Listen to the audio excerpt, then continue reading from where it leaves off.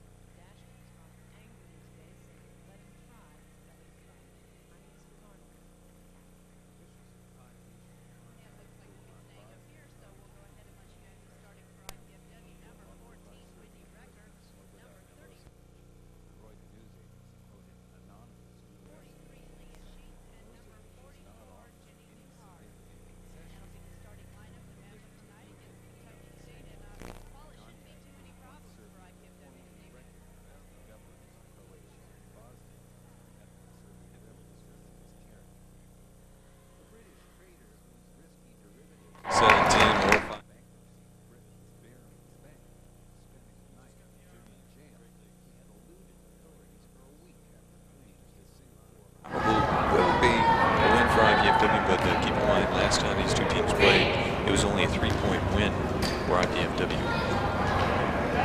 Okay, well, as they head out onto the floor here, we'll see as we get ready to tip off once again. Starting for IPFW is Wendy Recker, Lindy Jones, Amy Ross, Leah Sheets, and Jenny Newhart. And for Kentucky State, Latoya Williams, Nicole Adams, Mia Williams, Atasha Woods, and Yolandra Jones. And we're ready to tip off here. And Kentucky State will have the first control of the ball. So IPFW starting off defensively. We'll see where Kentucky State likes to shoot from. And that was no good by number 44, and they dish it inside to Yolandra Jones. And so 2 points for Kentucky State. IPFW on the offense, Lindy Jones. Looks and takes it on her own and in and out, halfway down and back out. It's no good. Kentucky State with the rebound, and that was Yolandra Jones on the other end as well. So it looks like they're going to go to the big girl on the inside. She's a senior, 6'2". And a traveling call. Oh, they're going to get her on a foul before the shot.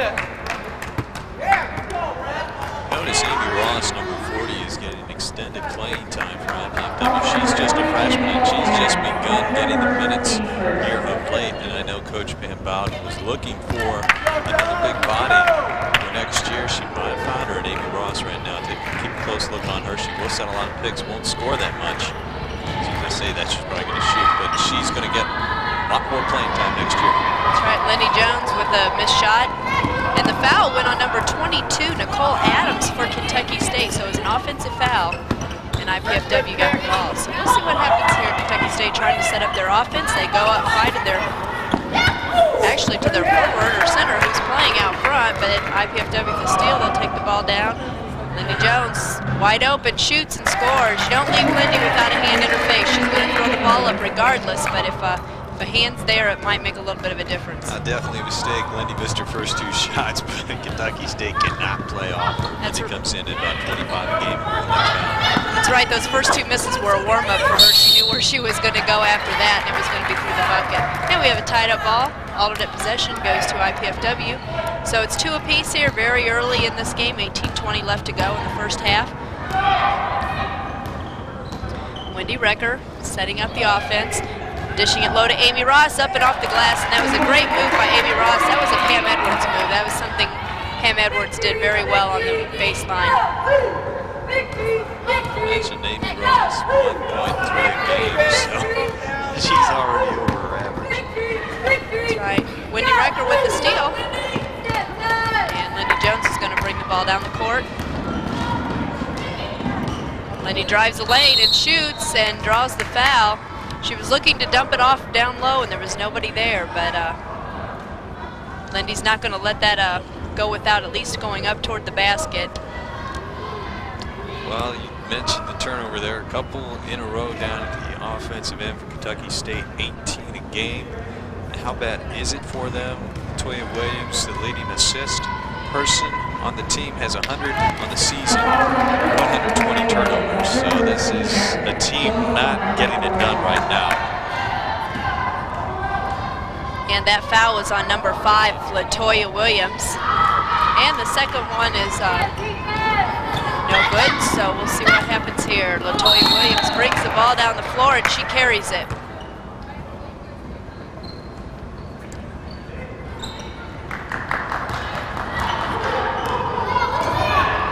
IPFW going quickly inside. We're going to have a travel. Didn't get that ball down before we moved our feet, saw the hole, I think, and we just wanted to take it inside the paint. 5-2, IPFW leads here against Kentucky State. Williams with the ball. She dishes it low. I'm sorry, well, I have to say first names because LaToya Williams and Mia Williams. This time it goes inside to Yolandra Jones, and she misses. But we're going to have a shove, and I think it's going to be on Kentucky State as they found themselves behind the ball, and IPFW was in position for the rebound. And that foul is going to be on number 52, Yolandra Jones. So that's her first, and that's the 13th foul of the game so far. So Kentucky State getting 3 quick fouls on them in the first couple minutes. Amy Ross looking to move the ball. Wendy Recker dishes it into Lindy Jones. She turns around, jumper, good. And that's 2 more for Lindy. It's 5 for Jones already, and she touched on a career high the other night with 40 times school record. I think that was against Southern Indiana. Look that up for you. She's on to a pretty good start in the first 3 minutes. 3-point shot by Mia Williams was no good, but they get the rebound and they throw it out of bounds. It'll be IPFW basketball. So good offensive rebound there by Kentucky State, but they were unable to convert it into a basket, and IPFW ends up getting the ball out of bounds. So we had a couple substitutions coming in. Tara Mazzullo in for IPFW. Amy Ross will take a break, and that can only help IPFW next year, splitting up some minutes in the low post. Amy Ross contributed a bucket while she's in there. And they're going to call an offensive foul on Tara Mazzullo. That was a weak call, but she was set, and Tara bumped her, and that's going to get a charge on you. Coming in for Kentucky State was number 45, Angie Johnson.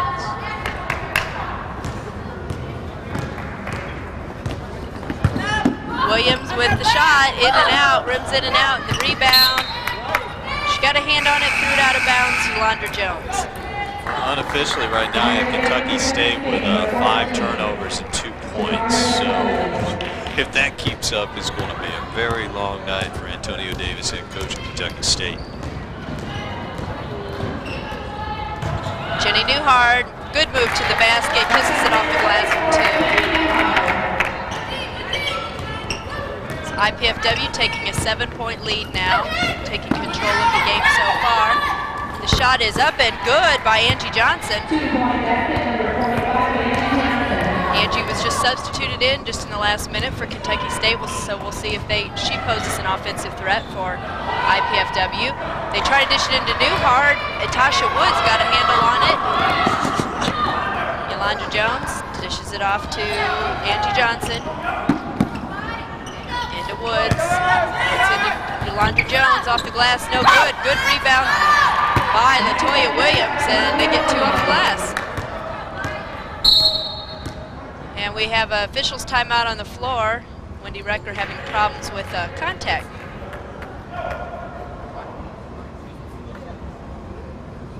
And the coach takes a look there, gets the situation straightened out, and IPFW just takes it out of bounds at that point. So the lead cut to 3 with that last shot, but it's not going to be there. Leave the lane wide open for Lindy Jones, and she drives right through. Another easy bucket. Just her first 2 shots in her last 3 now, 7 points.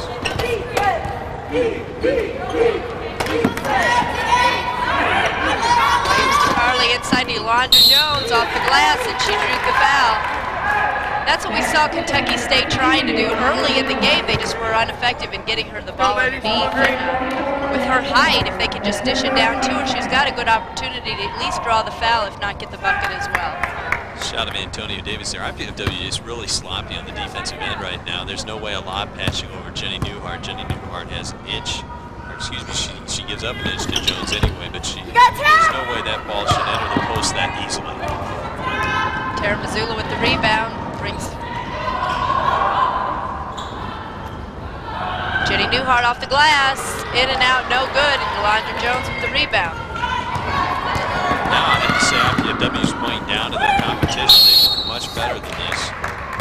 Just a little sloppy right now. Newhart could have put that one home easily. She maybe chosen off the glass. They could put the ball in Lindy Jones' hands and let her get the margin out a little bit. Wendy Recker, once again, she'll set up the offense.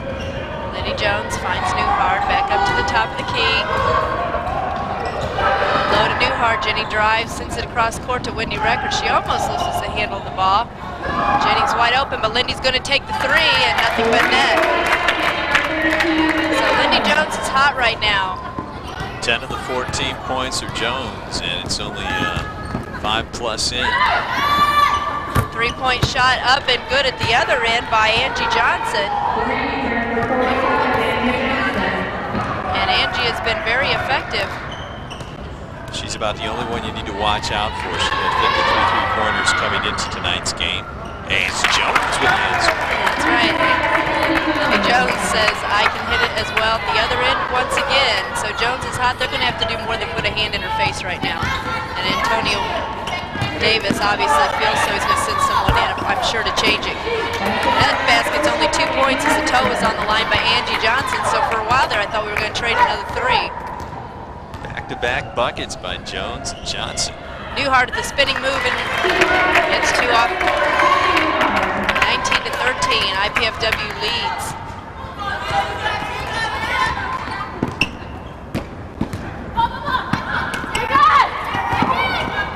Kentucky State trying to get the ball down low, but they take it off the top of the key, no good. Lindy Jones with the rebound. Wendy Recker inside of Missoula. She drives the baseline, shoots, good. Nice short jumper for Tara Missoula.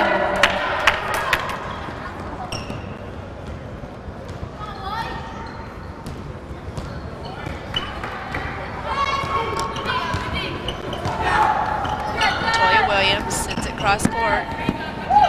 Angie Johnson taking a good look, dishes it inside. Jones off the glass, and she gets the break. Falls in, off the bounce. No weak side help to help Jenny Newhart that time, and the lob put up high enough. Jones had a nice seal on Newhart. And the coach is a little upset with that one. They just made, well, they hadn't made that substitution yet, I'm sorry. Tasha Woods is still down there, but they left Lindy wide open, and she hit the 3. Clipboard flying. Jones now with 16. And I would think if you're a player on the other team, you would realize that one person is scoring all the points. That's right, a good bucket. Quick bucket by Shakari and Charlie. And I'll probably stumble on that name a couple of times. Jenny Newhart fouled off the, as she went up off the glass. The foul will go on number 45, Angie Johnson.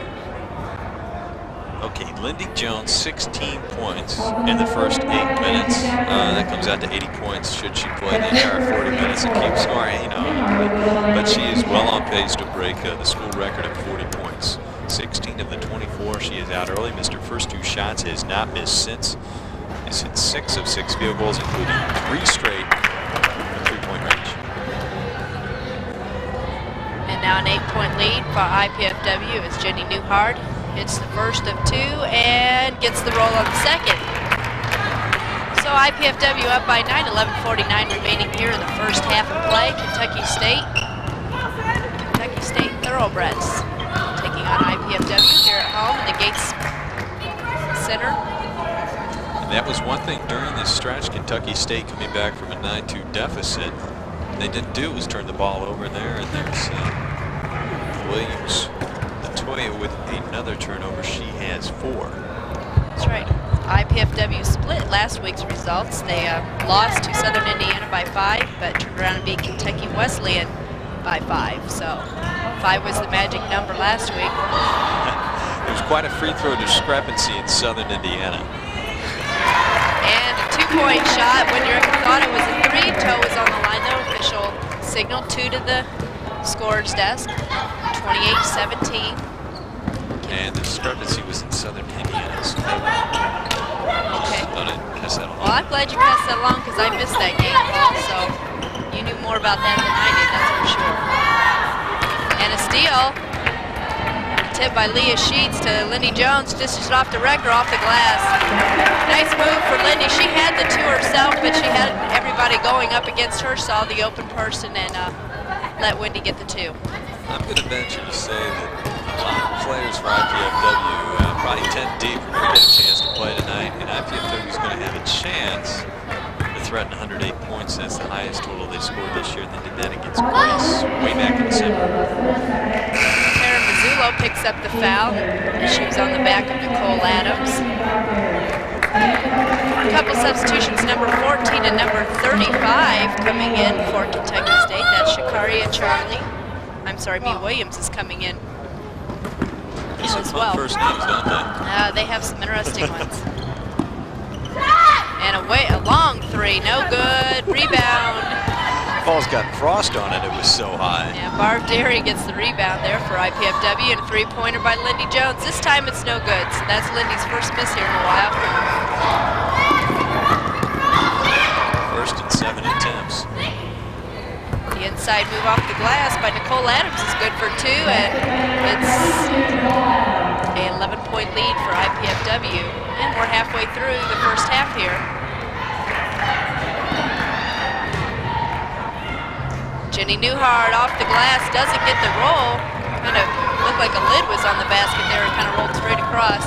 Well, she's getting the ball in very good position. She's missed a couple easy shots Jenny doesn't normally miss, but if the IPFW keeps pounding that ball down inside, Newhart is going to score. And the 3-point shot is good by number 44, Tasha Woods. And the official called, blew his whistle there quickly as Lindy Jones. Must be asthmatic. Must be it, yeah. Took a little hit there. Exactly. No, I don't mean to say that. That's not the right term.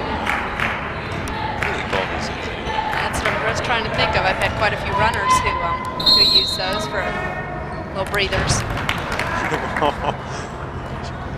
She did not take a hit. Whatever it was, she's asthmatic. She needed a clear.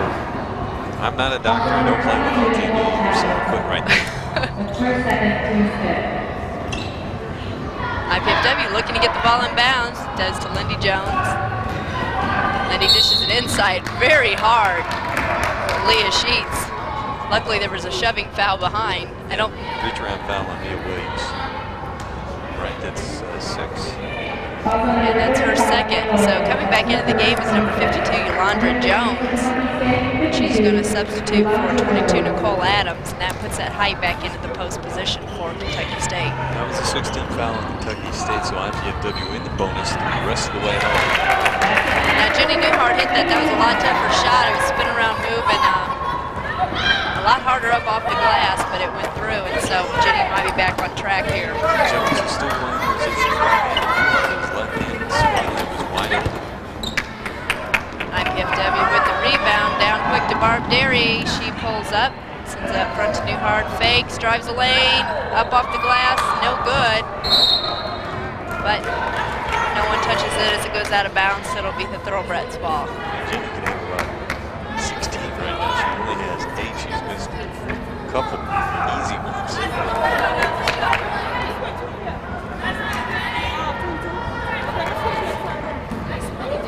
So Shakaria Charlie will set up the offense for Kentucky State.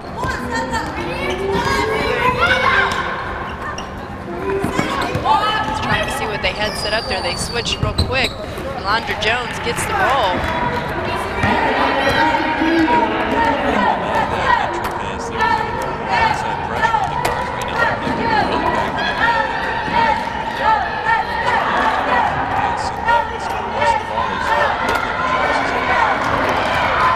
Jenny Newhart hits the hard wood. She went up for a rebound. Kentucky State looks to go into Jones again. They do, and she hits 2. Well, that time, Barb. So once again, it's the lead is now cut to 6. Barb Derry got caught on the switch there. Newhart because she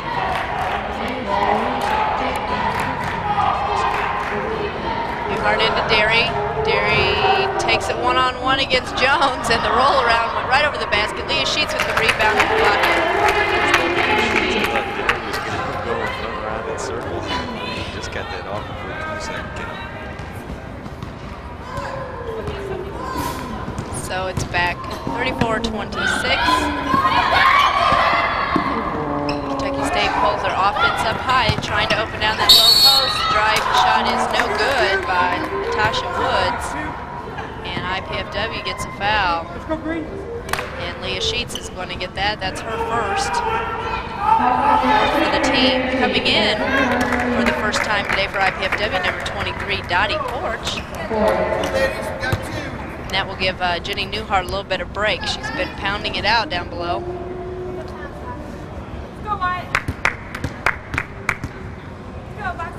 So from the stripe, Natasha Woods hits the first one.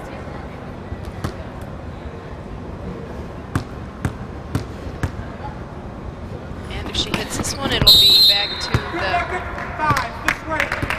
And we have a foul. Free throw is good. Free throw is good, that's right. The foul's on number 5, Latoya Williams.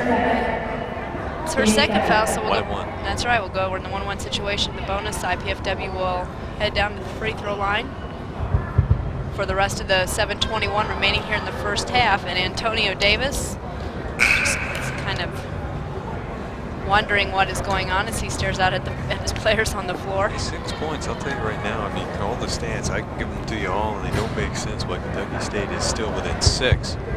They shoot 35% from the field, but tonight they're just getting an up-tempo. They're beating IPFW up the floor. IPFW is not able to get set in defense. Amanda Jones, 6 points. Angie Johnson with those 3 early on really helped open it up. Johnson in the middle. So Leah 1 and 2 here. We'll see if she can get both of those. So IPFW back up by 8.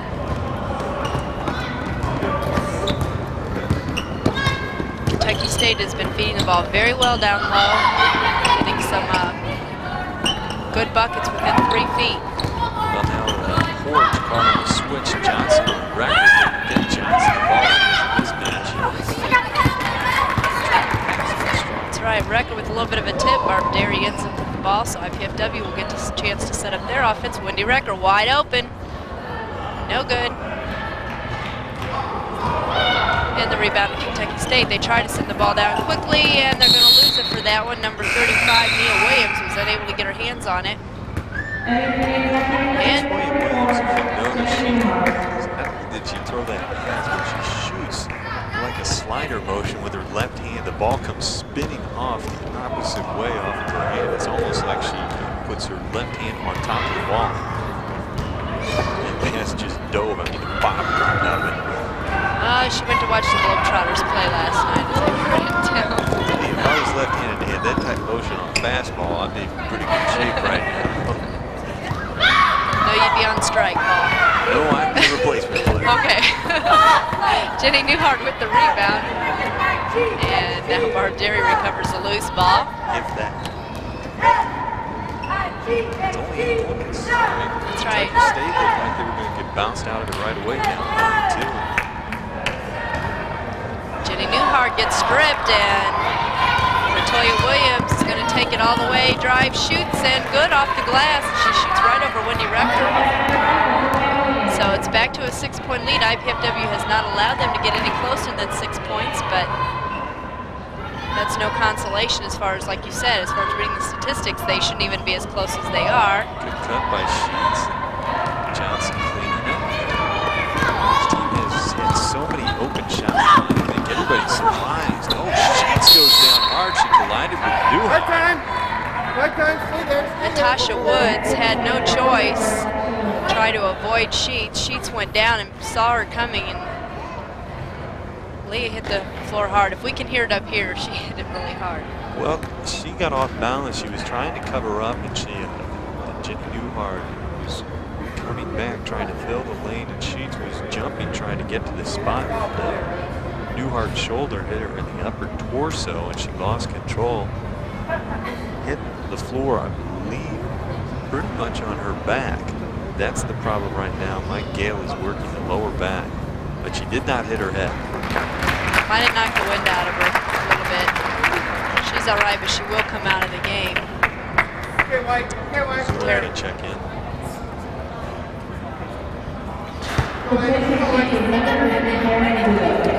So I said IPFW hadn't let Kentucky State any closer than 6, and now they're down to 4, so I'll eat my words.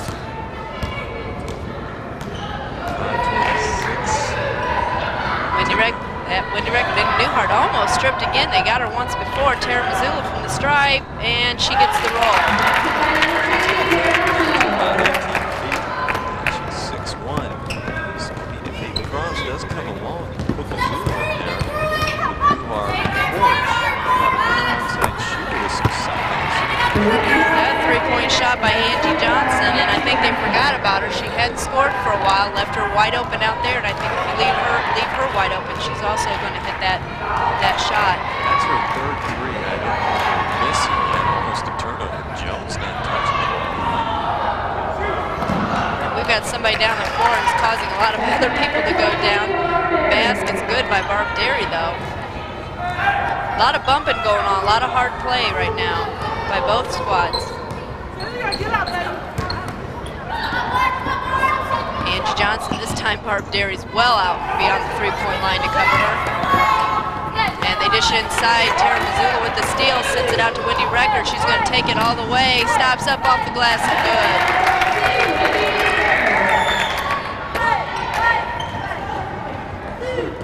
Antonio Davis talking to his guard, trying to settle him down. Let's say this is where we are, this is where we got to get to. And Shakaria Charlie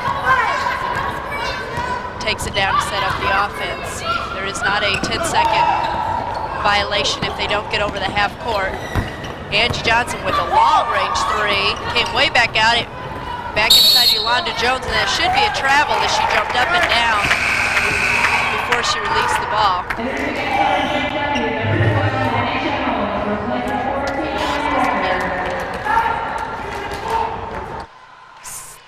42-35, 7-point lead IPFW, 3:39 remaining here in the first half. Antonio Davis, coach for Kentucky State, trying to charge up his thoroughbreds here for their defensive stance right now.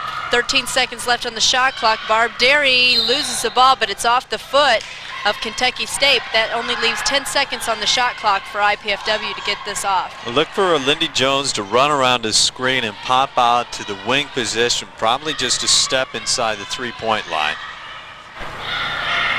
They get it inside to Jenny Newhart, and she drives, dishes it off to Derry. Nice cutting move by Barb Derry. Went behind all the defense, and an easy 2 for IPFW.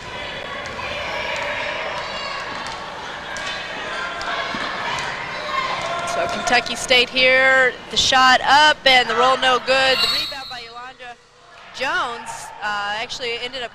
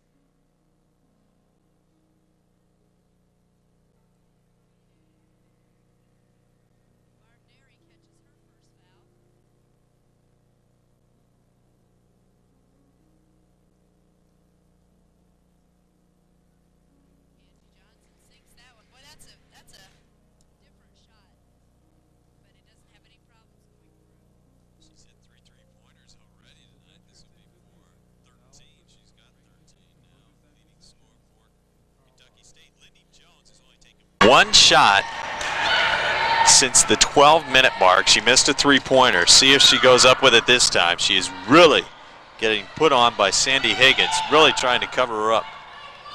Jenny Newhart, Barb Derry really fought to get that rebound, couldn't get her hands on it.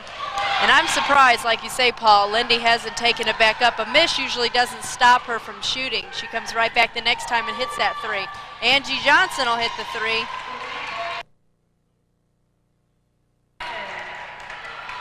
And once again, just a couple feet away from her leaves her wide open for that shot, and almost a steal by Johnson again. So they're back to a 4-point, IPFW only holding a 4-point lead at this point. So Wendy Recker's going to come back in for Mendissa Holmes. And also coming back in is going to be Leah Sheets for Lindy Jones.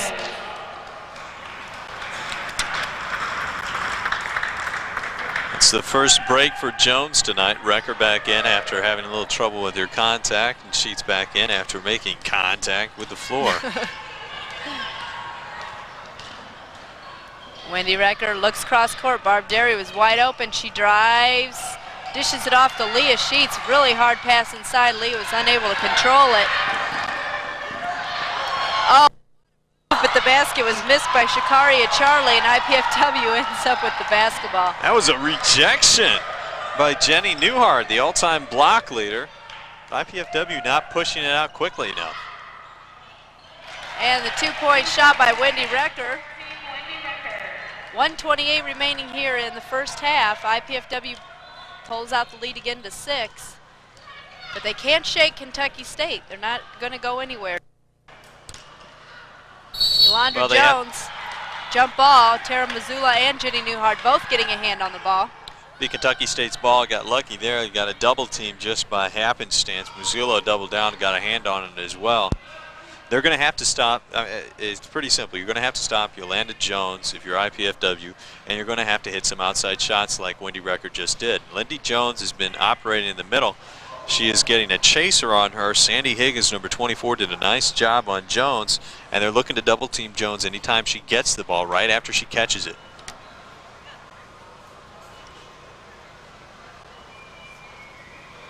And we reset the shot clock. That's what we were waiting on, and Paul and I didn't realize it, but then I noticed the last ticks. They reset it at 17. It must have went back to 30. We have a 3-second call though, and so IPFW gets the turnover.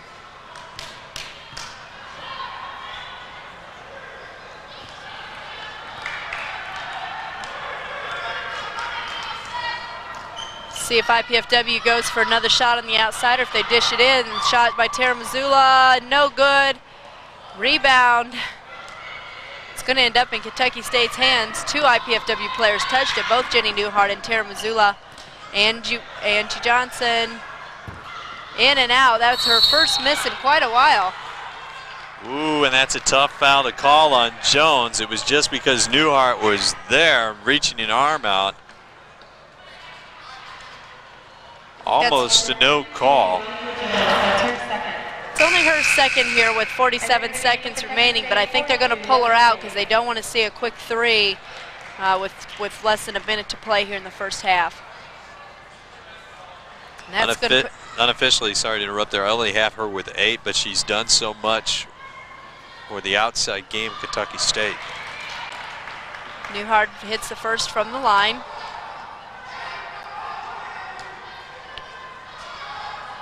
And the second shot is good. So once again, it's an 8-point lead, 47 seconds remaining, like we said here in the first half.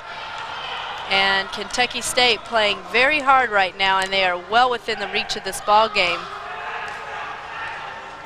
They hustle here, they can get a 2-for-1, 20 on the shot clock, 34 on the big clock. They dish it inside. Leslie Gates, no good. Leah Sheets brings the ball down the floor very quickly and sent out of bounds. And Leah, if she wouldn't have reached for it, they probably would have still had control. But instead, Kentucky State let it go after Leah touched it, and turnover for IPFW. Kentucky State's going to hold the ball at half court here. They're going to go for one shot.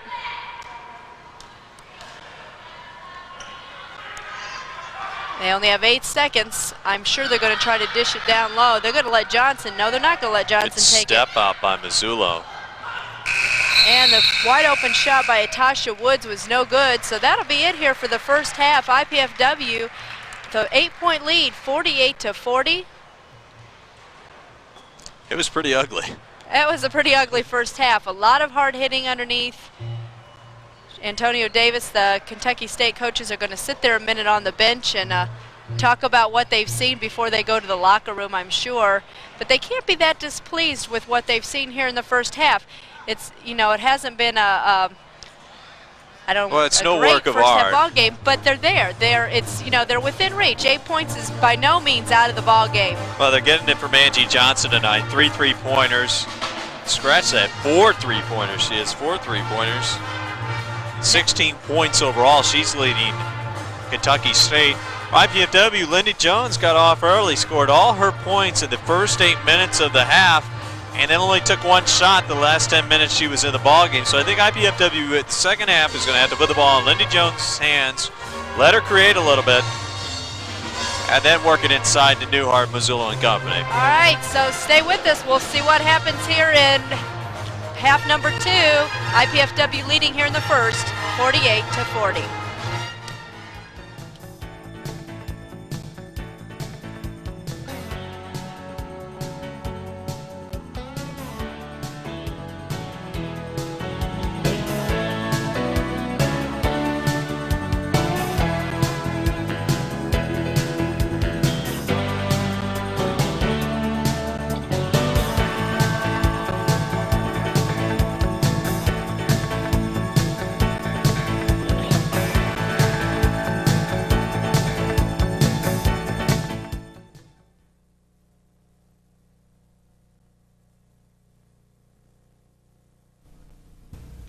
Hi, I'm Becky Mark for Channel 6, reporting for our halftime program. Members of the IPFW men's and women's volleyball teams took time out of their busy schedules to promote staying in school and staying off drugs to a group of Northwood Middle School students. Under the leadership of Coach Arnie Ball, the teams demonstrated how setting goals, working hard, and good communication skills are all part of living a successful and fulfilling life. As the athletes introduced themselves, they shared with the 7th graders their academic goals and aspirations. You could see how impressed the students were, especially after learning the international flair IPFW Mastodons have to offer. My name is Carly Beergam. I'm also a freshman here at IPFW. I'm in pre-med biology, and I'm from Whittier, Indiana. I'm Ricardo Soler from Cabo, Puerto Rico, and I'm a sophomore here. That's all. Coach Ball stressed to the students how fortunate they are to live in the United States. He shared stories with coaching in other countries and being shocked to see how foreign students do not have the advantages of the American student. Letters are received daily from foreign athletes hoping for an opportunity to study and play volleyball right here at our very own IPFW. Coach Ball spoke to the students about the 4 C's: choices, concerns, consequences, and communication. With the help from the women, he was able to demonstrate the 4th C, communication. The students caught on quickly as they joined in yelling, "Mine," with the team during this drill. Senior Felipe Relat better known as Pepa from Puerto Rico, is always a crowd favorite. Here, he helps Coach Ball, once again stressing the importance of communication. As Coach Ball communicates by using hand signals, Pepa knows which serve to execute. The Volleydons showed the importance of teamwork by using this blocking drill. Here, the outside blocker instructs the middle blocker when they will jump as a team. They block the opposition spike.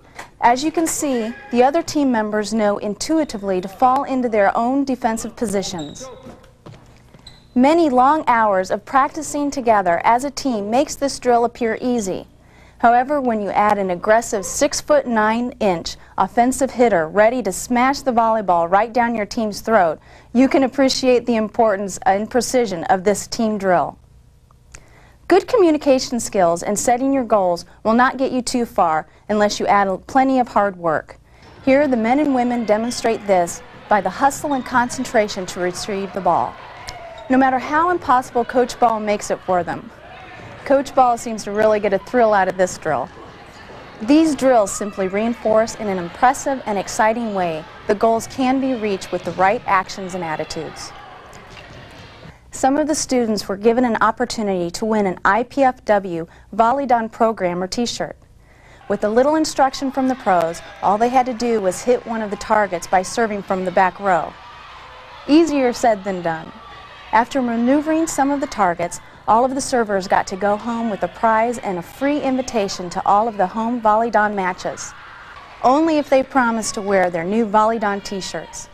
The students were left with many words of encouragement as the athletes said their goodbyes. My mom always told me one thing, that if you think it's right in your head, but you feel that it's wrong somewhere else, just do what you think is right, no matter what. You have to do what you think is right in your own mind.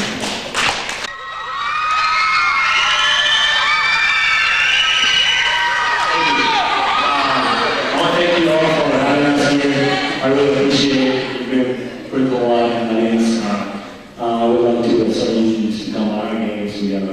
We have a schedule for y'all. And thank you very much. Thank you for listening.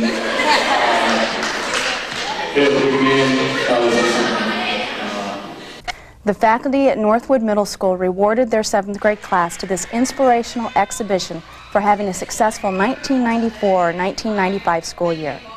The students were a terrific audience and were definitely impressed by the caliber of the athletic abilities of the IPFW's men and women volleyball players. Many of the students asked for autographs at the end of the program. This left the coaches and players feeling great that they knew that their message was well received. Do it Volleydon way. Drop free. IPFW's Chancellor, Michael Wartell, was proud to announce Tuesday, the 14th of February, that Stanley Butch Purchin has been named the new Director of Intercollegiate Athletics for the university. A news conference was held in the Royal Dons Club room located in the Hilliard Gate Sports Arena. Purchin will replace Arnie Ball, who will turn his full attention to coaching the nationally renowned men's volleyball team, as well as serving as assistant to the athletic director. The planning and organization of the McKay Development Project will remain a primary focus for Coach Ball. In addition, Dan Gephardt, IPFW's acting assistant athletic director since 1989, has been promoted to associate athletic director for operations. Purchin, a 1969 graduate of Ashland University, will bring a wealth of experience to his new post at IPFW. Since 1984, he has served Tri-State University as both Director of Development and Athletics. Under Purchin's direction, Tri-State University has seen unprecedented growth in the past 11 years. As Athletic Director, he was responsible for the athletic department's growth from 12 intercollegiate sports to the current number of 20. He also guided the athletic department's fundraising efforts from $4,000 in 1984 to $100,000 in 1994-1995 academic year. As Director of Development for the university, he has overseen all aspects of Tri-State's current $20 million capital campaign.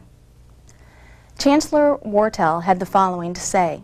We're very pleased to welcome Butch Purchin to the IPFW family. Butch was formerly the, well actually he is now a development person and former athletic director at Tri-State University.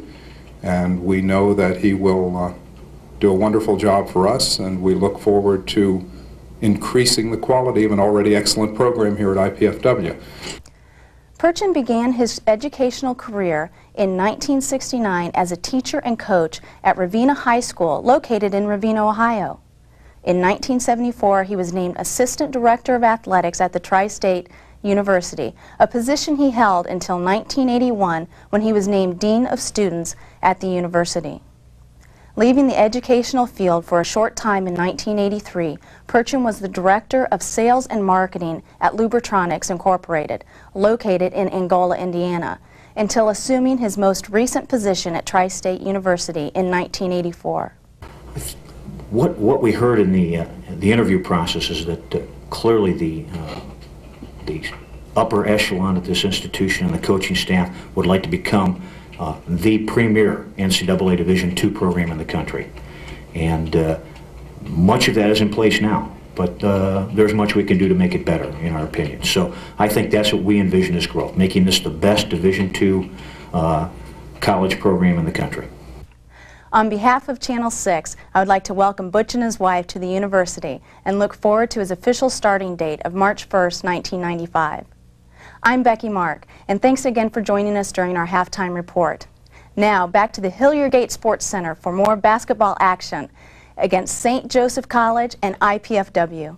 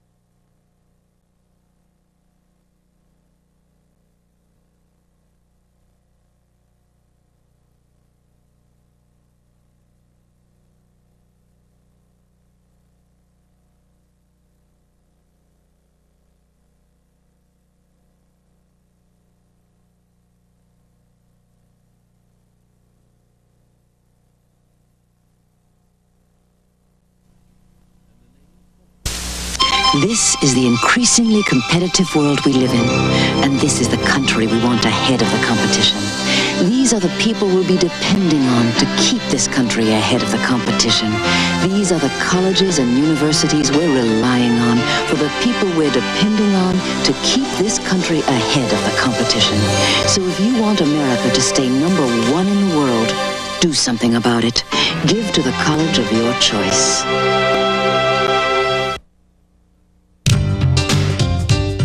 Check it out! The campus has it all. Learn it, or work it, or play it, just do it. It's a cool place. Call now!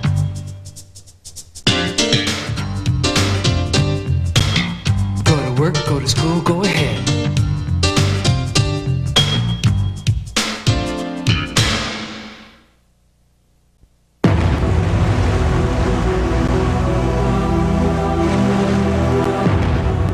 Tonight, Dolores had a few drinks, did some crack, and ended up another tragic story. Only she doesn't know it yet. Drugs make you forget. And if you forget how risky sex can be, you could catch the AIDS virus and not know it for months, even years. AIDS, another way drugs can kill. She is one of America's toughest drug enforcement agents. Last year, she helped convict 90 drug dealers, seize several tons of crack and marijuana, and close down 10 major drug operations.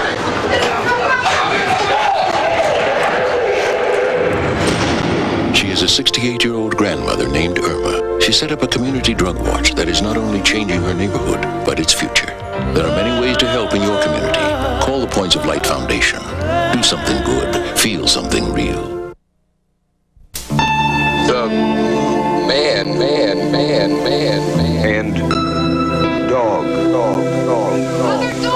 For years, this man thought if he just tried hard enough, he could teach himself to read. Where do you go when you can't do it alone? He's getting help in a literacy program for adults. They got help from the United Way. All because the United Way got help from you. The United Way. It brings out the best in all of us. Where to? Body shops. First-year IPFW women's basketball coach Pam Bowden is enjoying a fine preseason after coming to IPFW from the University of Alaska Anchorage. She has inherited a club which returns no seniors but still enjoys one of the top ratings in the Great Lakes Valley Conference. We want you to tune in every Wednesday at 7:30 to find out more information about the IPFW women's basketball team all season long.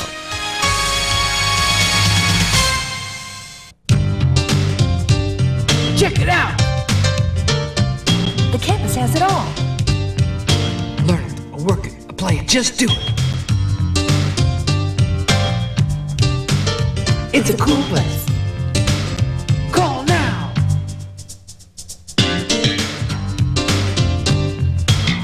Go to work, go to school, go ahead.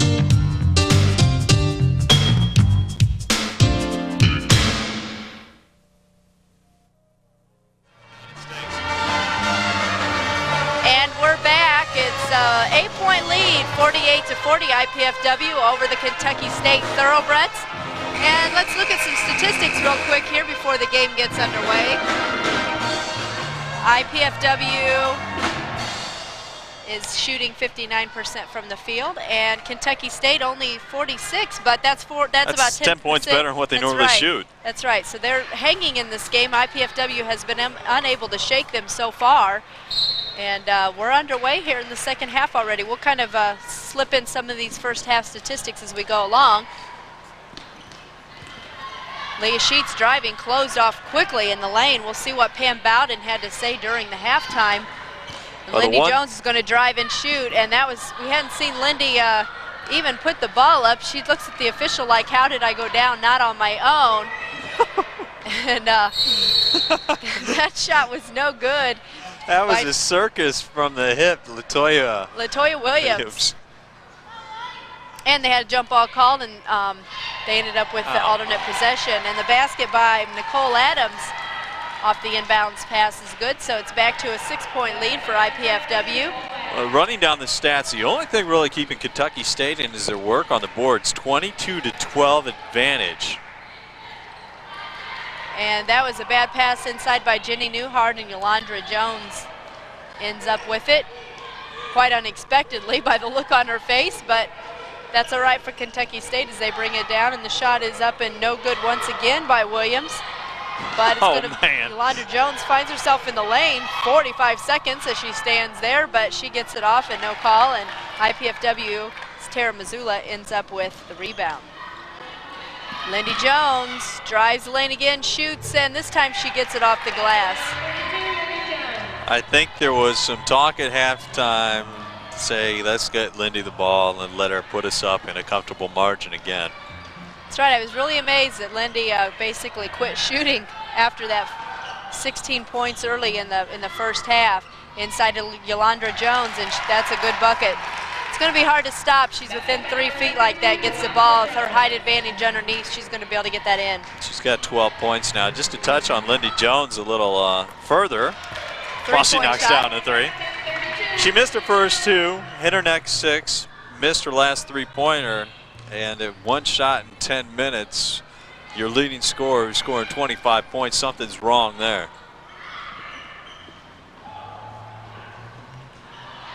And Wendy Recker ends up with that missed shot rebound. Brings it down the floor. Wendy inside the lane, shoots, doesn't get the roll. Rebound to Nicole Adams. How good are you at radio play-by-play? Hey, I've done some radio, so we'll let you know where it's at. Top of the key, 3-point shot is good by Atasha Woods. 53-47. And there's the picture back.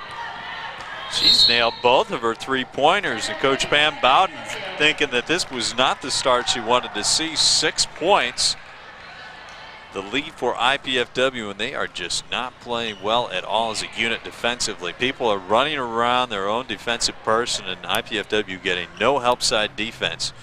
Van Bowden knows that this team, Kentucky State, is not the top talent. IPFW should be out in front of this team by more than 6 points. She wants to put a stop to it right now. They have to concentrate on just playing their game, not playing down to the opponent.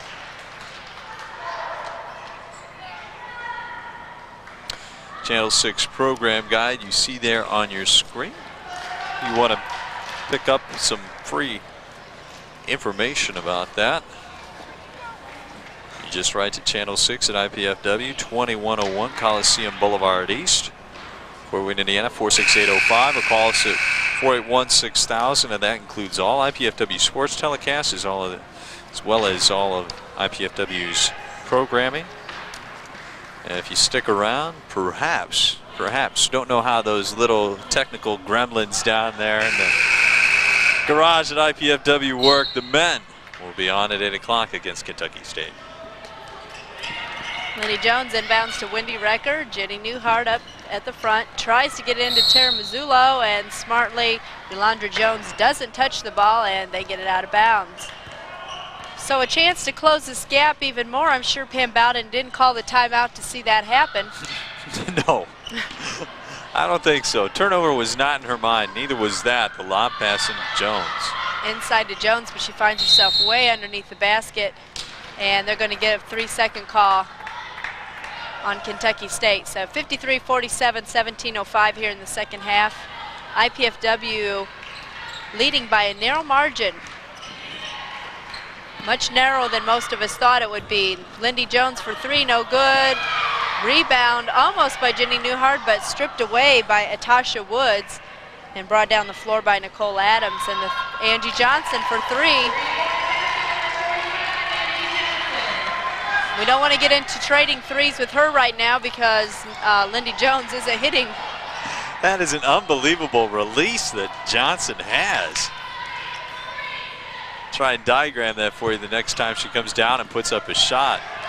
Jenny Newhart with the brick off the back of the rim. She's open on the wing. Take a look at this one. Yolanda Jones inside. The third rebound, shot up and no good, and this time IPFW pulls it out, but they gave Kentucky State 3 shots at getting that basket. Man, this thing is ugly right now. 53-50, the smallest lead IPFW has had, except for at the very beginning of the game. Lindy Jones for three, and she was fouled by Yolanda Jones, and that's her third foul. Ring that three-pointer. That's right. I'm sure we're going to see her come out right now. They do not want her to get 4-point play, and they're going to put their stopper in. I take that back. Sandy Higgins came in the second half and shut down Jones right now. It's Charlie in. She's going to draw the assignment on Jones, see if she can stop her. Jones with 8 points off early in the second half. This will push her to 25 for the game.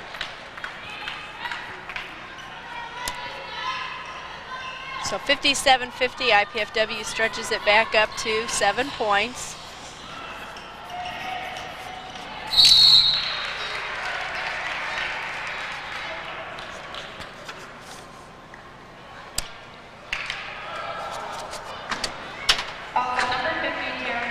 And Tara Mazzullo gets a foul, and that is her third foul as well.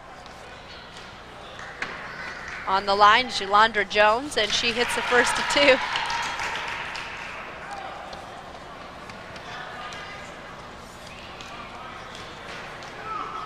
2. And the second shot is also good. So 57-52, 5-point lead, 15:48 here in the second half. Coming in is Barb Derry for Tara Mazzullo.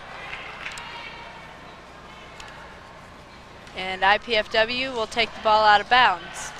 Look for it to be a two-person game right now. Newhart and Jones are going to isolate on the opposite side of the floor and swing it back to them.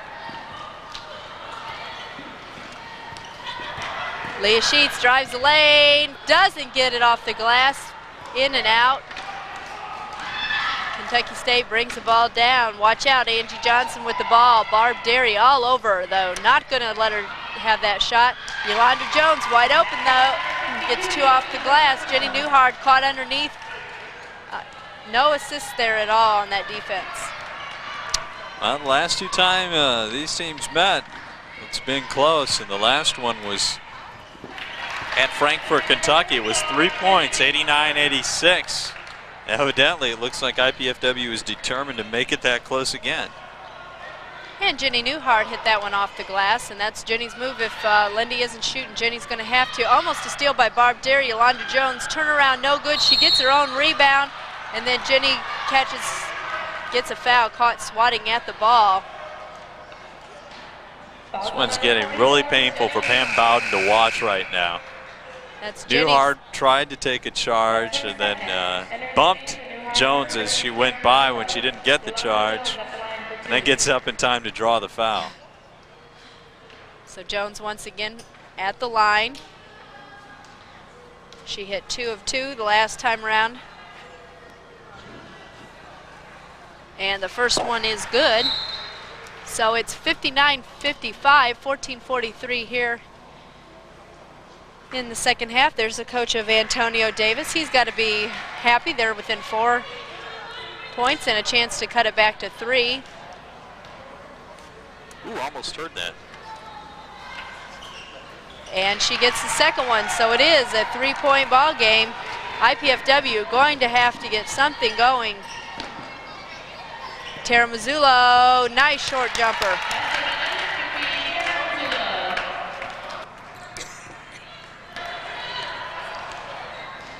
So once again, they let them get back down to 3, but are able to convert a bucket for 2. Inside move by Shakaria Charlie, and she gets that to fall.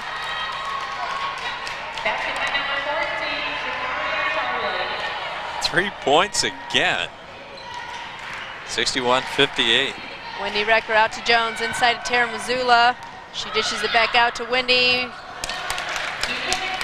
Good 15-foot jumper there by Wendy, and that's something IPFW is going to have to do to shake up that defense a little bit, go from an outside, then they might be able to get it back in. They're really closed down on the inside on Newhart and closed up that lane, not allowing Lindy to drive in, so they're going to have to start hitting a couple of shots from the outside. Derry ran a pick for number 44, picked Jones right off. Leah Sheets one-on-one, doesn't get it, but Missoula was there for the rebound, but they're going to call a foul, I believe, on number 14, Shakaria Charlie. Kentucky State, as you mentioned, Christy, they're taking the dribble drive away a little bit, but they're not taking away the inside game in total. IPFW is just missing a lot of easy shots. Here's another one. And that's going to be the 4th foul on Yolanda Jones, so you know we're going to see her come out right now. That was a tough break. That's the best offense IPFW has. Jones comes out with 18. She's game high, or team high rather, with Angie Johnson. Game high is Jones right now with 25. So Tara Mazzullo will be on the line, shooting 2. No question about that. IPFW's hitting their free throws tonight. That puts them now at 9 of 10.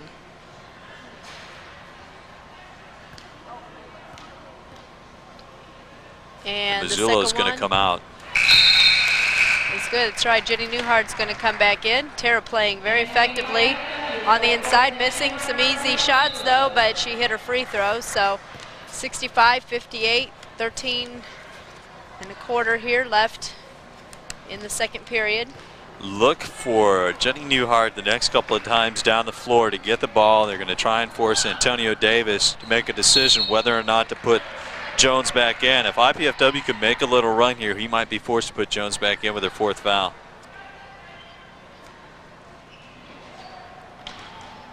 So Kentucky State looking to stay real close here in this game. The shot is up and no good. Rebound though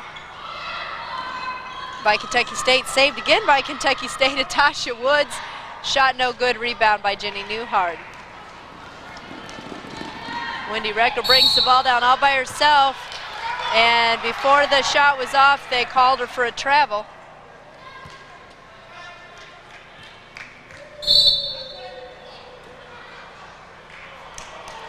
And we've got a technical being called, I believe, on IPFW's bench.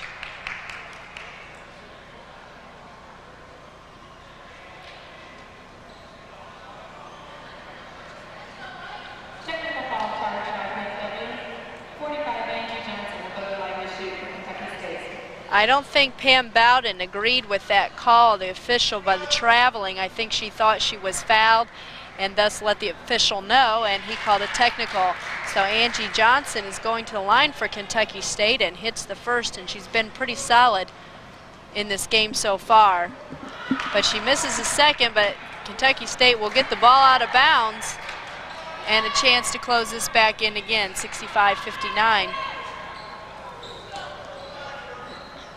And that was maybe a way for Pam Bowden to try to shake up IPFW as well to get them playing.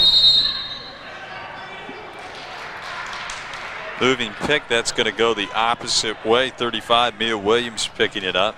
It's only the 5th team foul. Mia Williams, that's her second team foul. Make that the 4th team foul instead.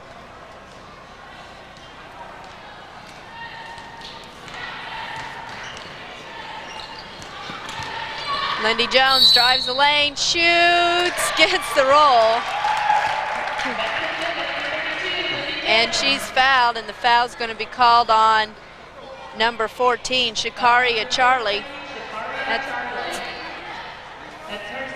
her second foul. I was going to say I thought it was her 3rd foul, but it's not. Team foul number 5, and Lindy Jones will be at the line shooting 1.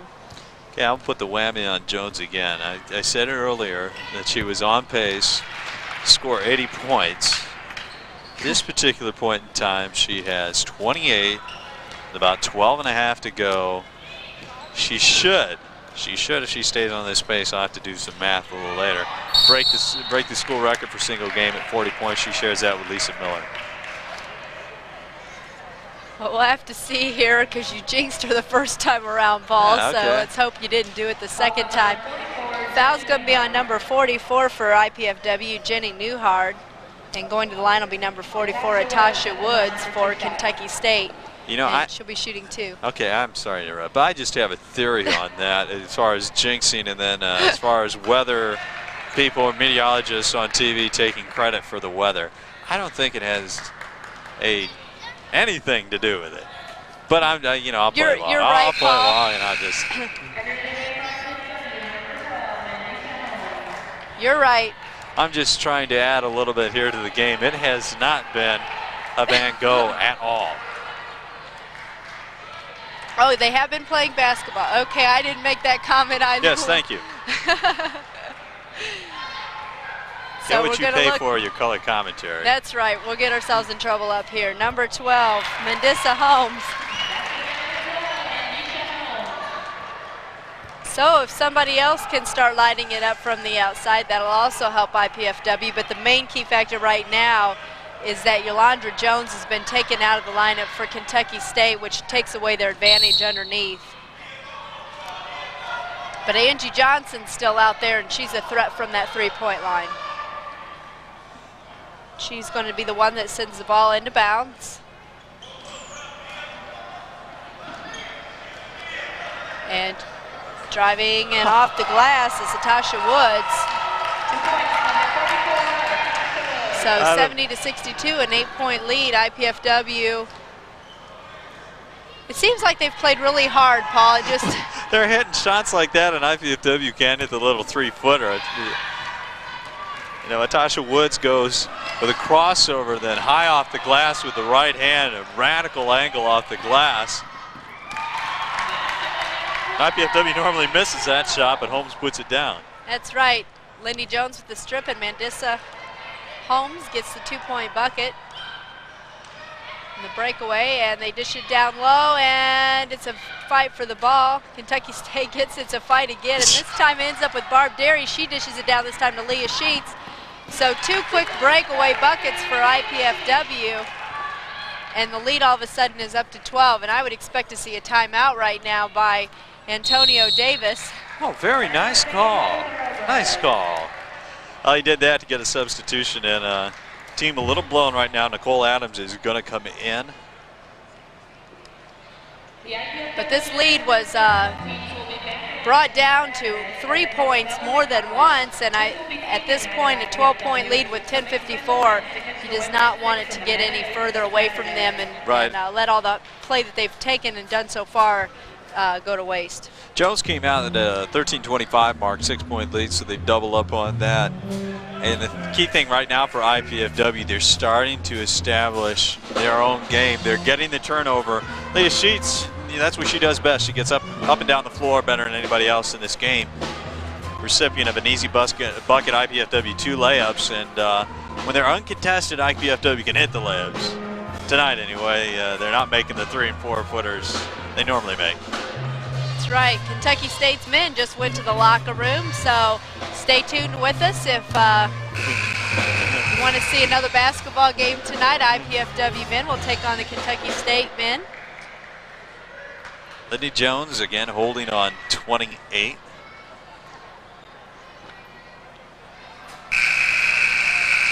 He stays close. Jones will have the full opportunity to play that 10:54. She scored 40 against Southern Indiana, and that was a legit 40 because she had to score that many. It was an upset here. The IPFW beat the number 3 team in the nation. Johnson doesn't get the roll this time. She's had many break for her and bounce back through. And some being nothing but net. Nice feed to Barb Derry. Oh, and there's that inside shot, Paul, that you've just been talking about. That 3-foot shot that just hasn't fallen. That was a beautiful feed down to Barb. So she's going to get 2 from the line. And it should only be 1 3-point play.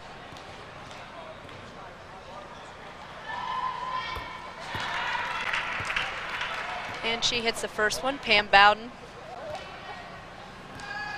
A little bit more comfortable right now with the lead. The second shot is no good. Rebound by Atasha Woods. So again, this is a team IPFW didn't figure to have problems with. Release from Latoya Williams. 8-17, Kentucky State coming in 2-14, the Great Lakes Valley Conference. IPFW 8-8 and 15 and 10. Didn't expect it to even be this close. Good move by Barb Derry, but she decided to bounce pass it to Leah Sheets, and Kentucky State read that one.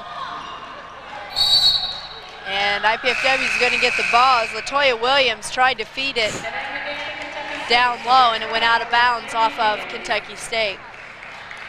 Into the game is Sandy Higgins, and she was effective in cutting off Jones in the first half. She's going to draw the assignment now. It looks like they're going to go to 1-3-1 zone.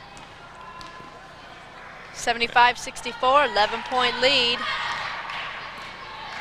And we'll see if IPFW plays any better against the zone.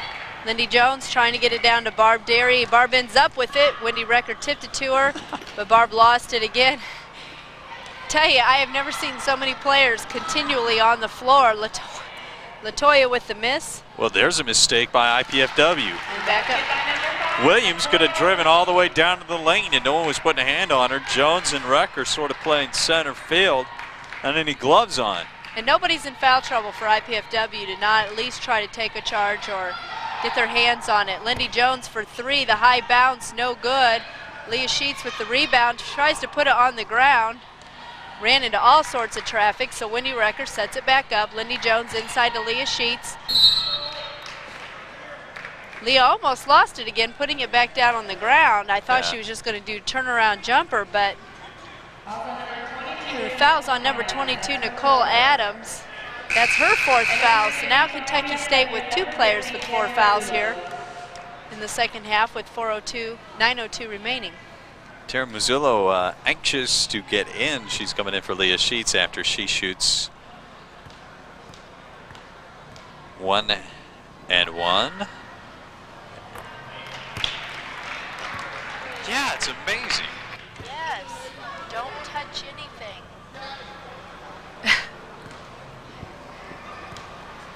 Leah Sheets going for the second one and an 11-point lead. They don't get it, but we're going to have a lane violation on Kentucky State.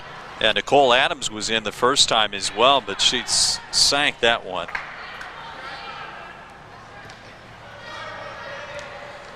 So Leah will get second shot, third shot, second chance to make the second one, and then she does.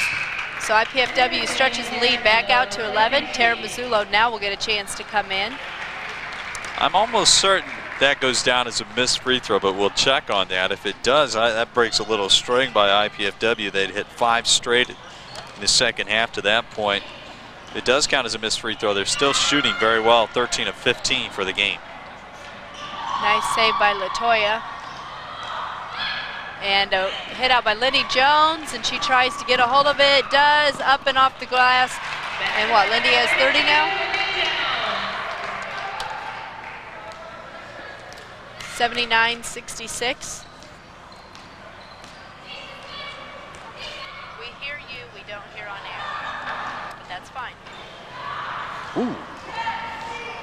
And a air ball, send down quickly to Medissa Holmes, and good off the glass.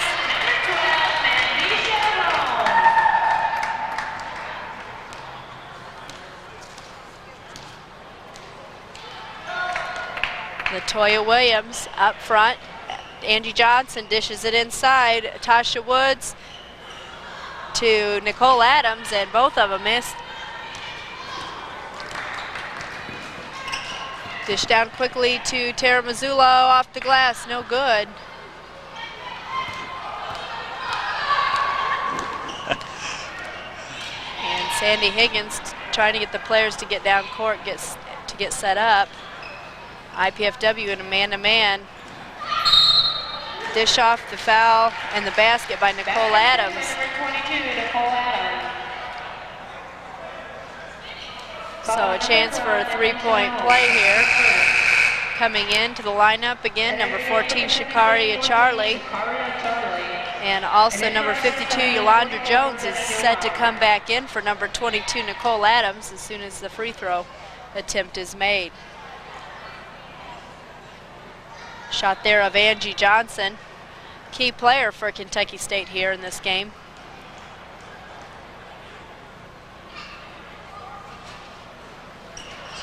And the three-point shot is good, and so she'll come out of the game as Yolanda Jones re-enters the lineup. 6 minutes on the bench and 6 points down. That's all they lost when Jones was out.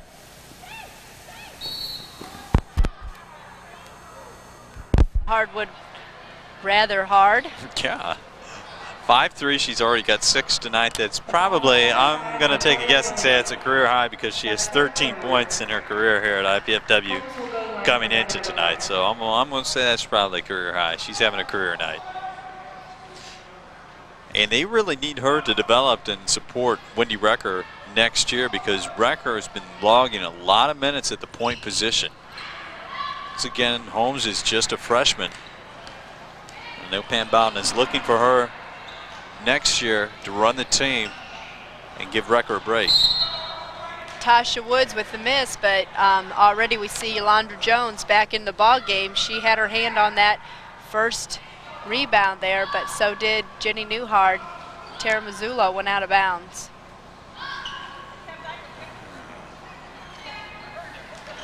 So Kentucky State sends it right into Yolanda. She turns, shoots way off the mark. And Mazzullo ends up with the rebound. 81-69, 7:04 here in the second half. Hope you're hanging in there with us. Barb Derry drives the baseline, gets fouled.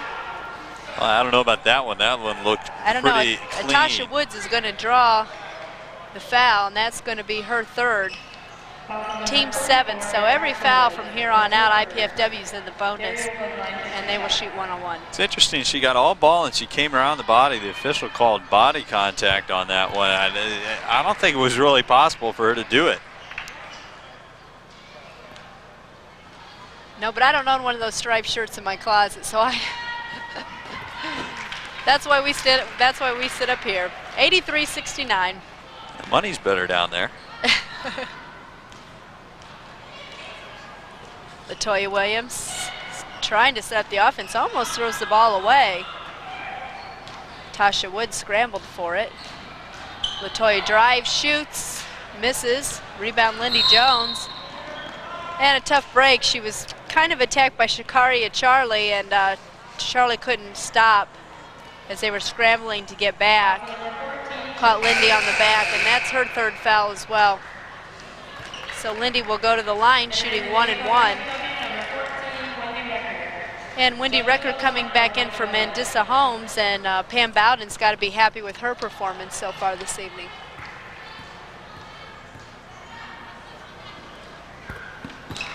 And the first one is good. So IPFW with their biggest lead of the game here so far. And she doesn't get the second one, so Latasha Woods with the rebound sends it off to Shakaria Charlie. And they dish it inside to Yolanda Jones, and I tell you, you can just see her, feel her presence when she's out there on the floor. The team knows who they're going to get it to. The ball movement's a lot better, and that really hurt them to have her sit down on that fourth foul early in the second half. She's got 20 now, and she's the primary option on this team. And that's good by Shakaria Charlie. 84-73, once again 11-point lead. Wendy Recker to Barb Derry. Barb to Jenny Newhart. She's wide open. I don't know why Jenny did not take that. It was one-on-one. She was within 3 feet of the basket. And either she's not very comfortable right now with her movement down low, but she threw it out to nobody. It went out of bounds, and it's Kentucky State's ball. I don't think Pam Bowden is going to spend a lot of time watching this video between games now and Saturday against Bellarmine. I think she's going to file this one away. Three-point shot is no good. Rebound Yolanda Jones, and boy, is that a long stretching arm, and what it does is it catches Jenny Newhart bumping underneath. Jones is a senior, though. She's been through the Great Lakes Valley Conference, and ironically, Kentucky State is leaving the conference next year. I'm not sure exactly the acronym for the conference they are joining. So she's been around. She's played tough basketball teams and been seasoned. So she's a proven performer. Is that shot going to go? No, they're not going to count it. So, I mean, Jenny Newhart is getting a little lesson tonight from an experienced player. It's not like this Yolanda Jones came out of nowhere. That's right. Lindy Jones will go to the line. I knew Lindy wouldn't dish the ball off. She was within 3 feet. She was going to shoot it, but they called the foul before the shot. It did go in, but it did not count. So she hits the first of two. Coming back in is Nicole Adams.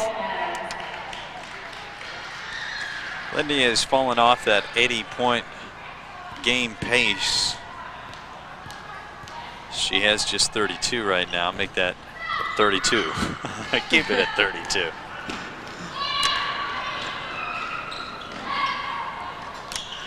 Shot is no good by Angie Johnson. Oh, and that's it.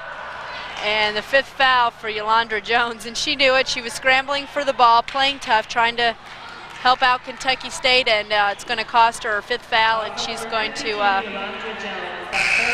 have to go to the bench. So Antonio Davis is going to take his time that he has here to replace her. I can hear you, Bertie. I can hear you. You can't hear me, obviously. Yeah, how you doing? How you doing? And so Yolanda is going to go down and talk to her players before she comes out. We can't hear each other up here. Sandy Higgins is going to come in to replace her. Yes, I can. Sandy Higgins, a 5'4" junior. Yolanda Jones, 6'2" senior from Battle Creek, Michigan. So 20 points on the night for her. 20 points. Pardon? Barb Derry with the miss on the free throw. Kentucky State down by 12. The three-point shot is no good by Latoya Williams. She's decided all of a sudden to fire that up. She had a few go, and the last, I believe, 2 or 3 she's missed from the field. And the steal by number 24, Sandy Higgins, and the foul is going to be on Wendy Recker. Wendy, a little smile as she goes over to Pam Bowden. Pam Bowden saying, keep it under control right now. put this one away if they just play good fundamentals. Oh, she cannot travel. They did not make a shot. She took a step and put the ball on the floor. That's Higgins with a turnover. Man, this is ugly. So everybody runs back down court. IPFW take the ball out of bounds. Barb Derry gets it inbounds. Wendy Recker. Lindy Jones goes for 3, off the mark, and the rebound to Sandy Higgins. There are young children at home. Be advised. This is not for the weak at heart. Barb Derry, fast break, off the glass, no good. Lindy Jones slapping at the ball, didn't get called to the foul. All the way down court to Angie Johnson, and she dishes it over. The three-point shot is up and no good by Atasha Woods, and IPFW ends up with the ball, and Lindy Jones once again ends up on the ground. That's going to be fouled the next time down on Latoya Williams. That was a pretty hard pick set by Williams. Jones turned up floor, and that's some dirty pool, and Lindy Jones had a little comment for Antonio Davis as she went by. That is not playing fair. 87-73, Angie Johnson gets 2. And a timeout by Antonio Davis. 12-point game, 4:02. Do not be surprised if Pam Bowden lets Lindy go at it right now. Give her the ball and let her just do the damage. And I can guarantee the starters are going to be in there the rest of the way. They're going to pour it on Kentucky State. Should they get out by 25, they're going to be there in the end, because that pick that Jackson set, or excuse me, is that Toya Williams set, uncalled for. And she threw her fists away as Jones was turning.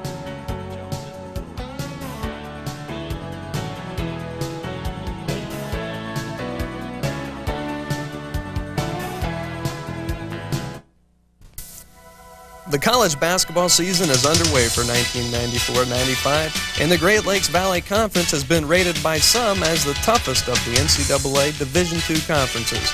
Join Coach Andy Piazza and me, Matt DeLong, to get a closer look at the IPFW team in this year's competition.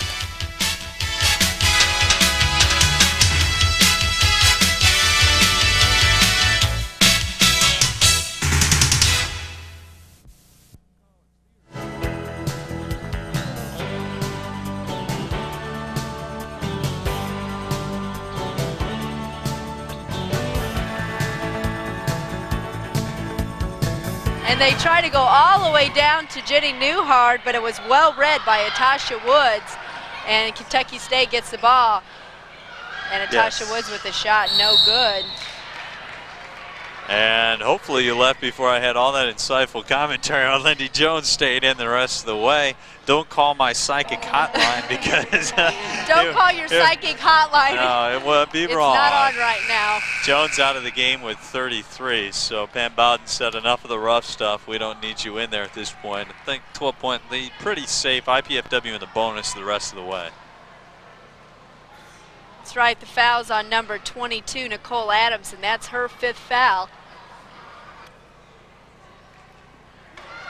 And Antonio Davis has been taking his time on replacing his players as they foul out of this game. So coming back in will be Latoya Williams. Got to be careful of the picks there when Williams is in the game. Jenny Newhart is at the stripe, shooting 1 in the bonus, and if you don't make the first, you don't get the second. So Latoya Williams will set up the offense for Kentucky State. Angie Johnson looking for that 3, and I tell you, that spin, that was going nowhere near the basket, but it at least hit the rim, and the foul's going to be on Atasha Woods. Barb Derry trying to bring the ball down the floor. I don't know if this one should have a PG rating or not. It's just starting to get pretty physical out there. And we've got 3:38 to go. And it seems that Kentucky State is going to foul if they don't make a basket and can't put on a little press. IPFW's giving them reason to. They're not making them from the free throw line. Missed the last 3 1-and-1s. And Barb Derry gets the bounce. 88-75, 13-point lead. A chance to extend that to 14, and she gets that. 3:37 here, 3:38, clock didn't start yet. in the second half. IPFW finally able to stretch this out. Latoya Williams with the shot, and I was going to say no good, but off the glass. Latoya Williams for 2. I'll steal a line from Wayne Laramie. I didn't know banks were open that late. And the steal by Kentucky State, but saved in bounds to Leah Sheets. And the Hackmaster And going the at hack. it one more time. Latoya Williams picking up the foul. That's her 4th foul as well, so Kentucky State has another player with 4 fouls out there on the floor.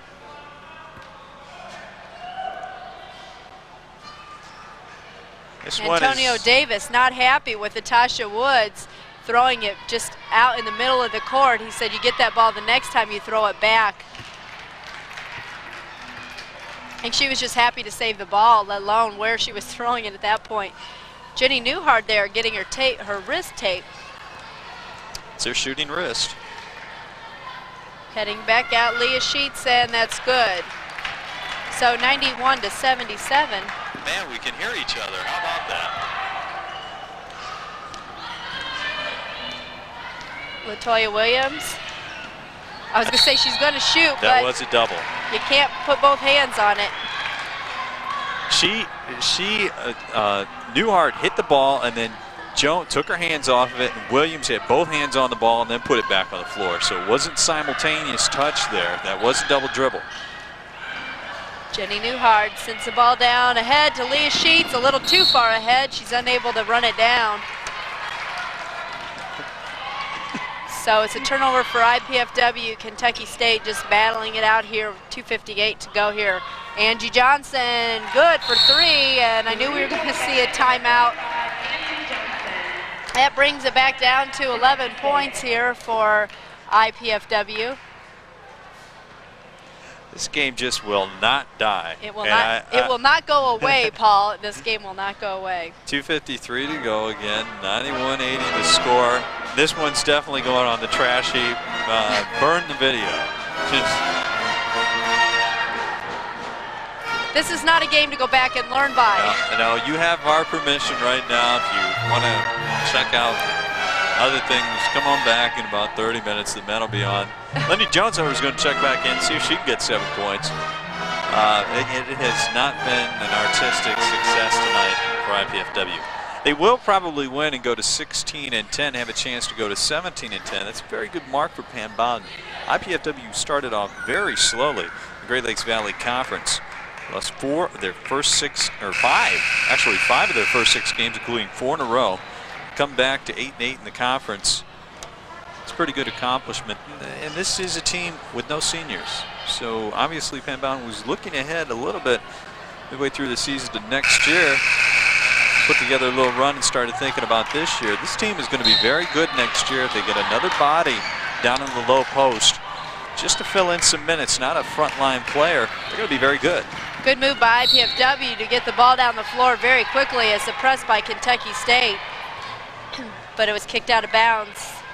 So IPFW will inbound the ball, and Wendy Recker will take charge in that aspect, and she gets it inside to Jenny Newhart. Kentucky State now in a man-to-man. Last we saw them was a 1-3-1 zone. And we've got a lot of physical contact down below. Surprise, surprise. That's right, foul on number 24, Sandy Higgins. I always just want to say they're 4th anymore, but that's only her 1st, so. That's surprising. She put the clamps on Jones in the first half and later stages. She's very scrappy defensively. I've noticed hands are all over.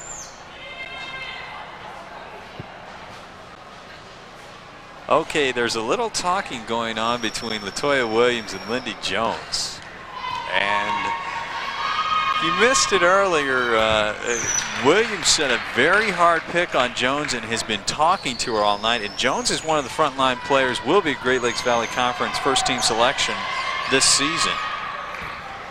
She's been hearing it from Williams all night.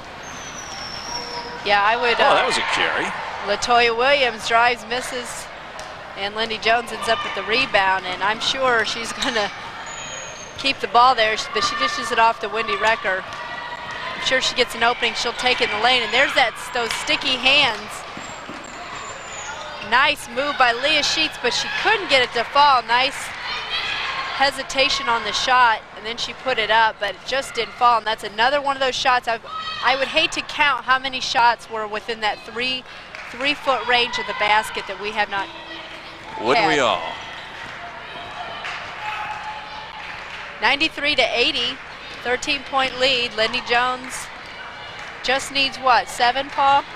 7 and holding under the 2-minute mark now. What a fine game for Jones. Lindy bringing it outside, dishes it to Wendy Recker. Wendy looks, drives, shoots, no good. Barb Derry with the save inside to LaToya Williams. And she's going to bring the ball down. Oh, she traveled with the ball. That's a double. They catch her on the double. Couple extra steps at the beginning, and all of a sudden she's decided this last half of the game, a freshman out of Detroit, Michigan, that she's going to take the ball.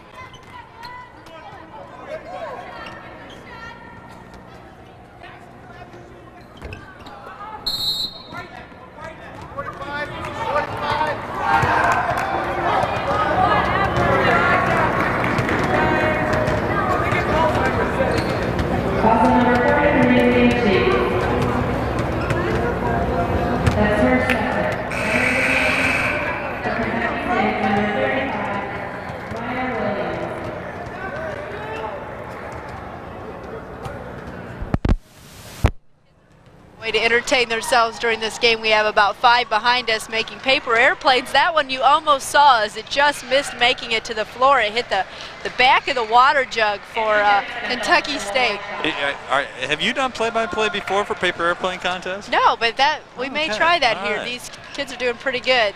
Second one is good, 93-82, back to 11-point lead.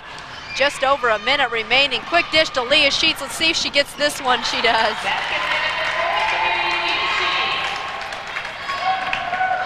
So nice move by IPFW, the press. Someone's going to be open down low. Good call, jump ball. Jenny Newhart with her hand solid on that, and alternate possession goes to IPFW.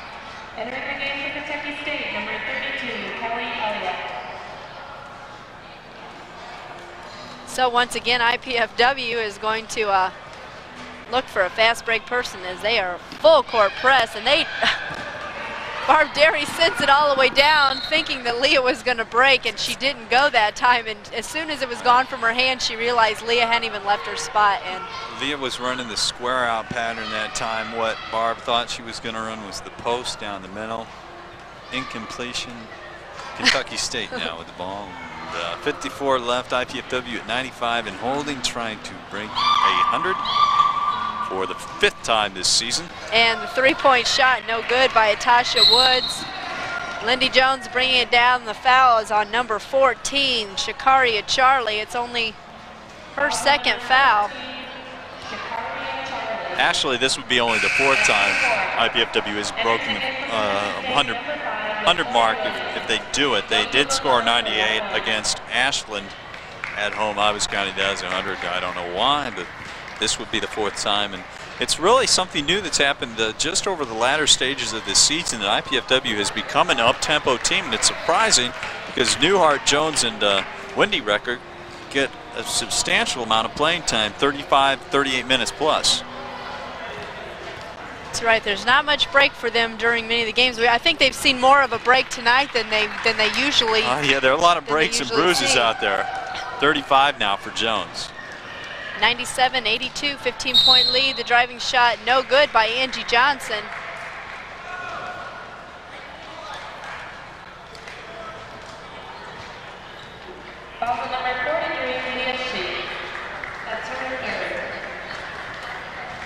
So the third foul on number 43, Leah Sheets, and Angie Johnson finds her way to the stripe one more time this evening with only 39 seconds left.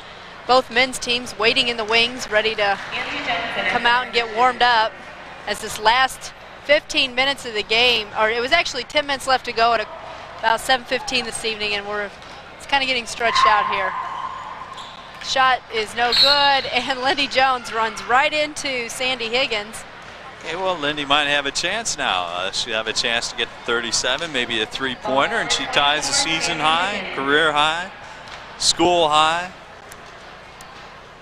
And you can forget about what I said, her taking a hit earlier. That would be a season high 40 points. Just want to clarify that. IPFW going to move to 9-8 in the conference, 16-10 overall.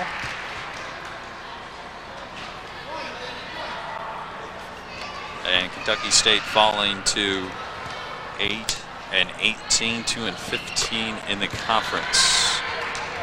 37. That's right, Lindy hits both 99-83, so IPFW will get another shot at it, even if Kentucky State would use the full shot clock. They don't. First shot is up, no good. Rebound shot is good by Kelly Elliott.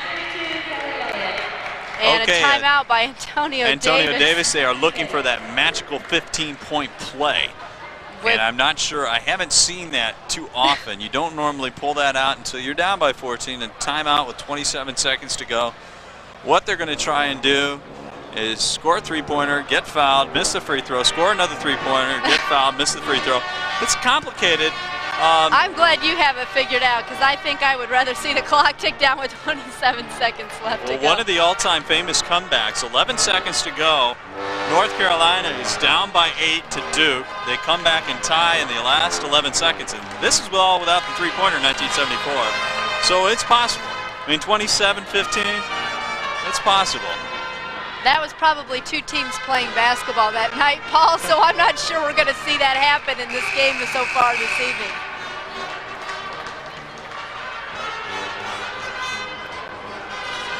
So as we get ready to break out of probably the last timeout Antonio Davis has in this game. Well, they are going to put the press on, so they need to steal the ball first. Well, we'll see if the break goes the right way this time. I'm sure they're going to send it long court. No, they don't. They get it inside to Newhart. Back to Barb, who is practically taken off at the neck.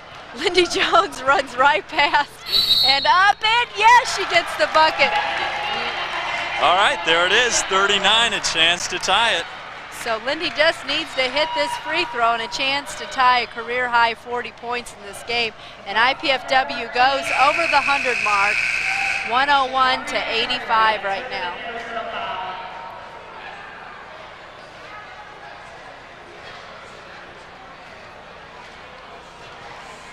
I might be wrong. I have her with just 38 now, but I am quite unofficial. Okay. So it might be only 39 points. I had to double check. Lindy has missed 2 free throws in the second half. She is, count that up, 4, 6. Now you have her 8 of 10 on the free throw line this half.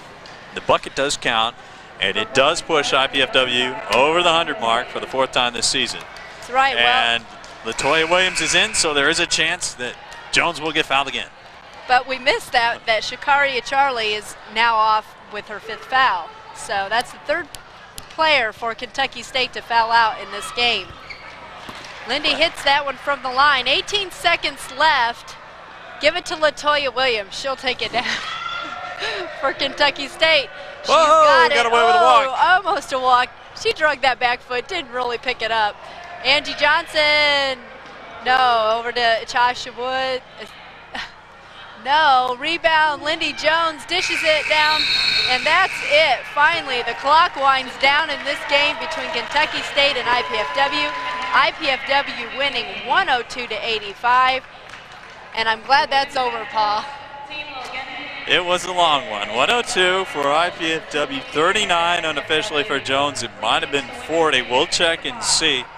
Indeed, that would tie her season and career and also tie the school record she shares with Lisa Miller. 16-10, IPFW moves to 9-8. Great Lakes Valley Conference wins a win. It looked like an ugly one. And we're going to wrap this up. We'll be right back. I'll head down the floor and we'll have a dandy down to the game.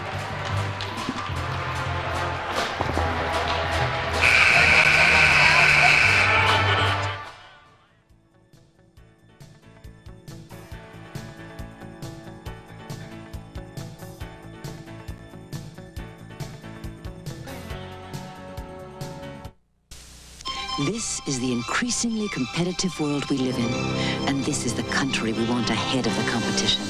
These are the people we'll be depending on to keep this country ahead of the competition. These are the colleges and universities we're relying on for the people we're depending on to keep this country ahead of the competition. So if you want America to stay #1 in the world, do something about it. Give to the college of your choice.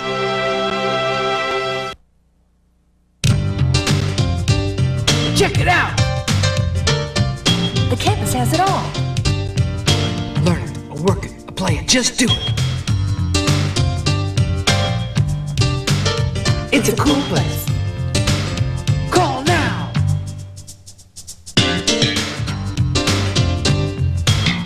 Go to work, go to school, go ahead.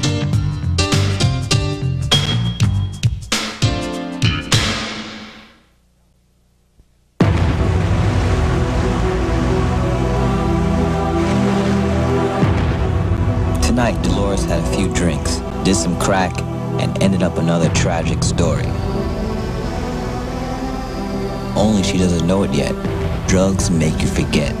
And if you forget how risky sex can be, you could catch the AIDS virus and not know it for months, even years. AIDS, another way drugs can kill. She is one of America's toughest drug enforcement agents.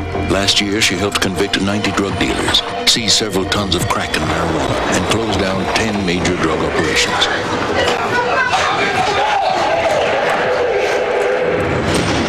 She is a 68-year-old grandmother named Irma. She set up a community drug watch that is not only changing her neighborhood, but its future.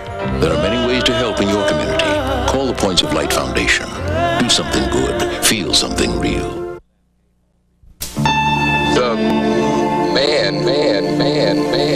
And dog. For years, this man thought if he just tried hard enough, he could teach himself to read. Where do you go when you can't do it alone? He's getting help in a literacy program for adults. They got help from the United Way. All because the United Way got help from you. The United Way. It brings out the best in all of us. Where to? Body shop, 71st and 1st. Ain't no use. Love your commercials. Safety belts, right? That's where you're going, man. Wait till I tell her missus she loves you guys. She doesn't buckle up either. Nobody's listening. You need anybody? Listen, Odie drivers part-time. Really inactive. Things is just a little slow. Just put seatbelts in my cab. Nobody uses them. Guess they feel safe with me. If we'd had half a brain, we'd buckled up. Hey, Bumper Breath, I do have half a brain. You could learn a lot from a dummy. Buckle your safety belt. Doing a lot of drugs. I know it's catching up with her. Okay, thanks.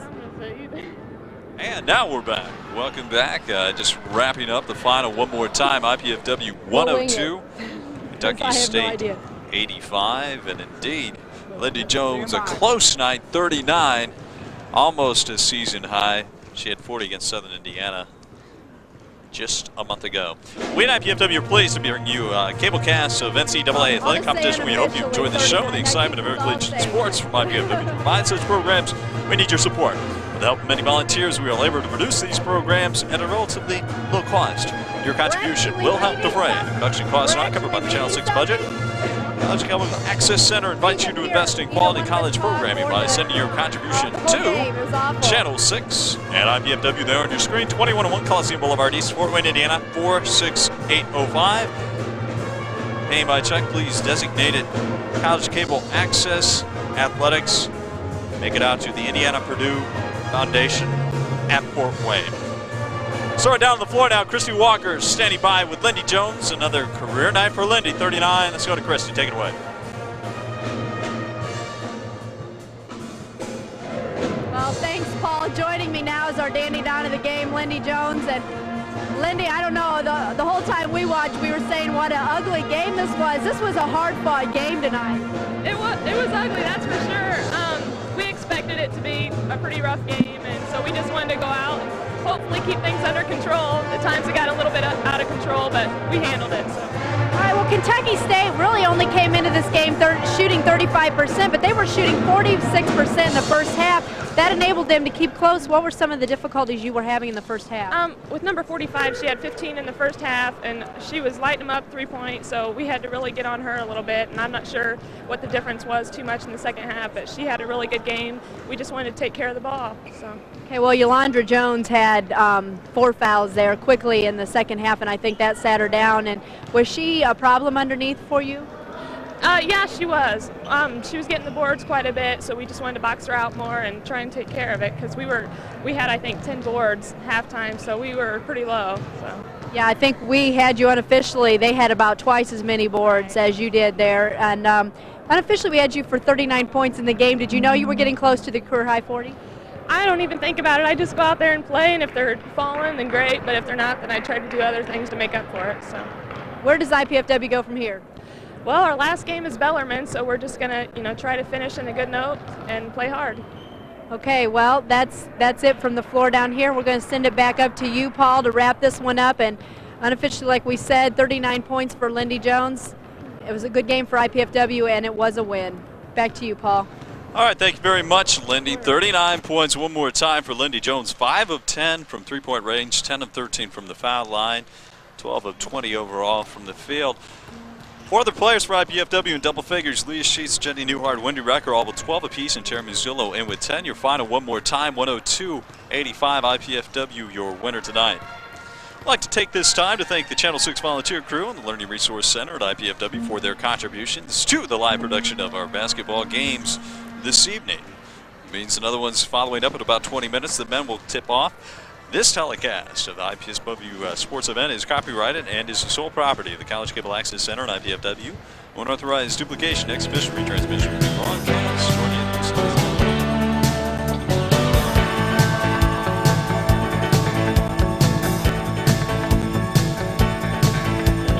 against IPFW men trying to close it out on a good note. We'll be back.